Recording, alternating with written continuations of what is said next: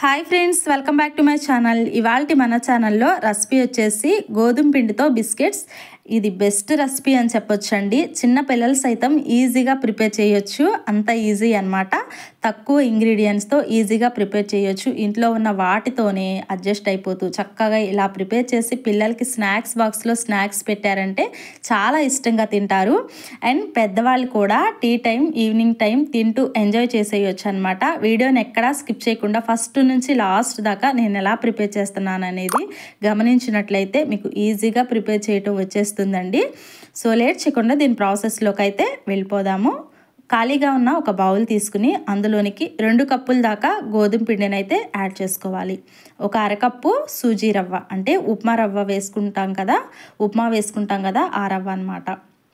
ఒక చిటికెడంతా salt, baking సోడాని ఒక half spoon అయితే వేసుకోవాలి.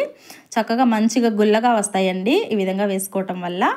ఒక మిక్సీ జార్ తీసుకుని అందులోనికి ఒక 1/4 కప్పు దాకా షుగరు, 8 ఇలాచీలు కూడా వేసుకుని మెత్తగా గ్రైండ్ చేసుకోవాలి. ఈ షుగర్ ప్లేస్లో కావాలి అంటే బెల్లాన్ని కూడా వేసుకోవాలి.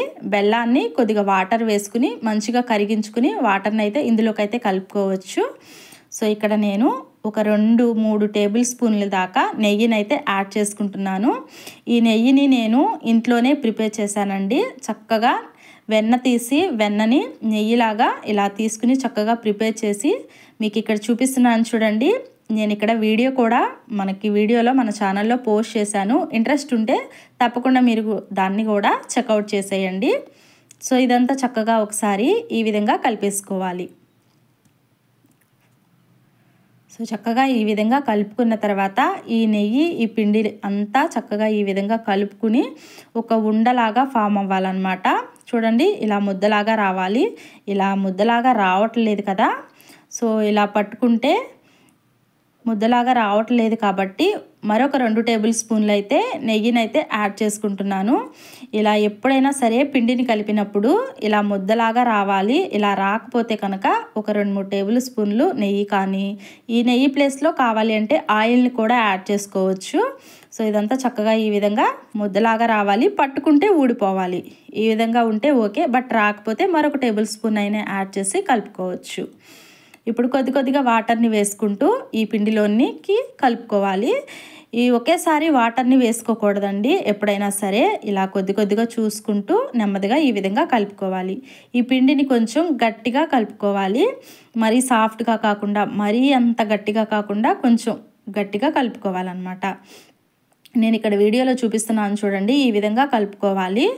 ఎందుకంటే దీనిలో షుగర్ వేసాం కాబట్టి పిండి మొత్తం కలిసిపోయిన తర్వాత కొంచెం సాఫ్ట్గా, అంటే కొంచెం చేతులకి అంటుకుంటున్నట్లుగా వస్తుందన్నమాట. సో ఆ విధంగా వస్తుంది కాబట్టి కొంచెం గట్టిగా కలుపుకుంటే సెట్ అయిపోతుంది. ఈ విధంగా కలుపుకుంటే సరిపోతుంది. ఇది మొత్తం ప్రిపేర్ అయిన తర్వాత దీనిలో రవ్వ కూడా వేస్తాం కాబట్టి కొంచెం గట్టిగా ప్రిపేర్ అవుతుందన్నమాట. ఈ విధంగా ఉంటే సరిపోతుంది. పిండిలో కొంచెం గట్టి పడుతుంది అనమాట కొంచెం సేపటికి. ఈ కొంచెం షుగర్ కూడా వేసాం కాబట్టి కొంచెం సాఫ్ట్, ఈ 2 కలిసి మంచిగా ప్రిపేర్ అయిపోతుంది పిండి అనేది. ఈ విధంగా ఒక 5 నిమిషాలు పక్కన పెట్టేసుకుని ఒక 5 నిమిషాల తర్వాత ఇక్కడ నేను మీ వీడియోలో చూపిస్తున్నాను. సో ఇప్పుడు ఒక చపాతీ స్టిక్ తోటి ఇలా చక్కగా చపాతీలాగా చేసుకోవాలి. మరీ అంత పల్చగా కాదు, మరీ అంత మందంగా కాదు. నేను ఇక్కడ వీడియోలో చూపిస్తున్న విధంగా ఈ విధంగా ఉంటే సరిపోతుంది. మరీ మందంగా ఉంటే ఫ్రై చేసుకునేటప్పుడు లోపల అనేది ఉడకదన్నమాట. మరీ పల్చగా ఉంటే కొంచెం గట్టిగా హార్డ్గా వస్తుంది. అలా కాకుండా నేను ఇక్కడ చూపిస్తున్నాను చూడండి, ఈ మందాన్ని ఉంటే సరిపోతుందన్నమాట.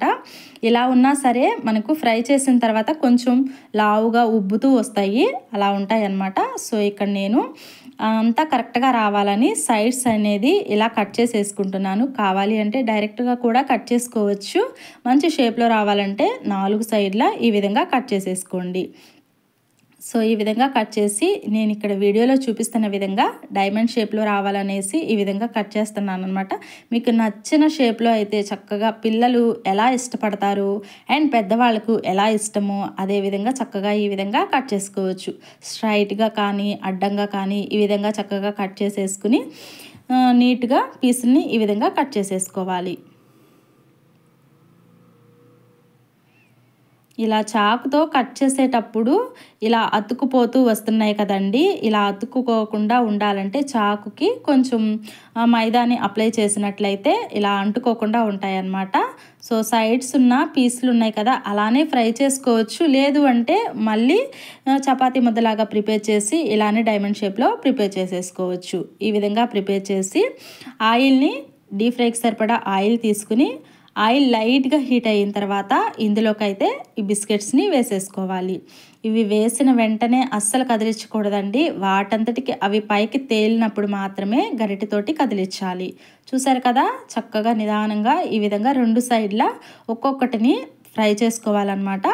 సో ఇవి ఫ్రై అయ్యేలోపు నేను ఇక్కడ మరొక మోడల్లో చూపిస్తున్నానండి. చాలా ఈజీ అయిన మోడల్ అనమాట. చిన్నపిల్లలు సైతం ఈజీగా ప్రిపేర్ చేసేసుకోవచ్చు. అది కొంచెం చాకుతో కట్ చేయాలి, కొంచెం చపాతీ లాగా చేయాలి, కొంచెం ప్రాసెస్ ఉంది కదా. అలా కాకుండా ఇలా సిలిండర్ షేప్లో పిండిని ఇలా చేసేసి ఇలా మనకి నచ్చిన సైజులో చక్కగా ఈ విధంగా కట్ చేసుకోవచ్చు. బిస్కెట్ లాగా చాలా బాగుంటాయండి. చిన్న చిన్న దుకాణాల్లో ఇవి ఎక్కువగా అమ్ముతూ ఉంటారు కదా, చాలా ఇష్టంగా పిల్లలు కొనుక్కు తింటూ ఉంటారు. ఇలా చాకుని గట్టిగా నొక్కి పెట్టకుండా పైన ఈ విధంగా కట్ చేయాలి. కూరగాయలు కట్ చేసేటప్పుడు మనం పైన ఇట్లా కట్ చేస్తూ ఉంటాం కదా, ఆ విధంగా కట్ చేస్తే సరిపోతుంది. ఈ మందాన్ని ఉంటే సరిపోతుంది. ఇంతకన్నా ఎక్కువ మందంగా ఉంటే ఉడకటానికి కొంచెం లేట్ పడుతుందన్నమాట. సో అన్నిటినీ ఇదే విధంగా ప్రిపేర్ చేసి పక్కన పెట్టుకోవాలి. ఈలోపు ఇవి కూడా చక్కగా బిస్కెట్స్ కూడా మంచిగా గోల్డెన్ కలర్లోకి అయితే ఫ్రై అయిపోయావి. నిదానంగా, చాలా నిదానంగా ఫ్రై చేసుకోవాలి. లోపల కూడా మంచిగా ఫ్రై చేసుకోవాలన్నమాట. లోపల కూడా ఉడికేలాగా చక్కగా ఇలా ఫ్రై చేసుకున్నవి ఒక ప్లేట్లోకి ట్రాన్స్ఫర్ చేసేసుకోవాలి. ఇవి చక్కగా ఫ్రై అయిన తర్వాత ప్రిపేర్ చేసి పెట్టుకున్న బిస్కెట్స్ని కూడా మరొక షేప్లో ఉన్నవి అవి కూడా అదే విధంగా వేసేసుకోవాలి. ఇలా వేసిన వెంటనే గరిటెతోటి అస్సలు తిప్పనేకూడదు. వాటంతటికి అవి పైకి తేలేంత వరకు కదిలించకూడదు.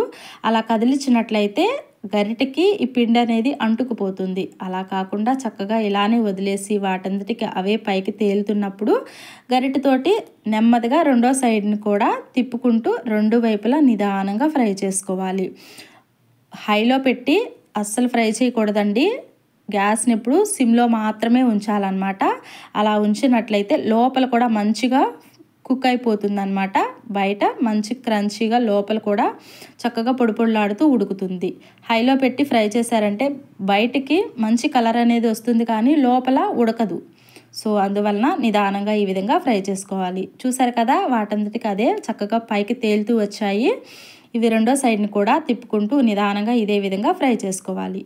ఇదే విధంగా మంచి గోల్డెన్ కలర్లోకి ఈ విధంగా చేంజ్ అయితే సరిపోతుంది. సో ఈ విధంగా చేంజ్ అయినవి ప్లేట్లోకి మంచిగా సర్వ్ చేసేసుకోవటమే. ఆయిల్ కూడా ఎక్కువ పీల్చదండి. సో ఇక్కడ నేను చూపిస్తున్నాను చూడండి, ఆయిల్ కూడా అస్సలు పీల్చదు. తీసిన వెంటనే చక్కగా పొడిలాడుతూ వస్తాయన్నమాట. చూసారు కదా, 2 రకాలైన ఒకే పిండితో 2 రకాల్లో షేపులతో బిస్కెట్స్ని అయితే గోధుమ పిండి బిస్కెట్స్ని ప్రిపేర్ చేసేసుకోవచ్చు. చాలా ఈజీ అయిన పద్ధతిలో ఇలా కనుక ప్రిపేర్ చేశారంటే పిల్లలు చాలా ఇష్టంగా తింటారు. సో డెఫినెట్లీగా మీకు నచ్చే ఉంటుంది అనుకుంటున్నాను. నచ్చితే లైక్ చేయండి, మీ ఫ్రెండ్స్కి, రిలేటివ్స్కి షేర్ చేయండి. మన వీడియోని ఫస్ట్ టైం కనుక చూస్తున్నట్లయితే తప్పకుండా రాజలక్ష్మి కుకింగ్ ఛానల్ని తప్పకుండా సబ్స్క్రైబ్ చేసుకోండి. మరొక వీడియోతో మళ్ళీ కలుద్దాము. అంతవరకు థ్యాంక్ యూ ఫర్ వాచింగ్.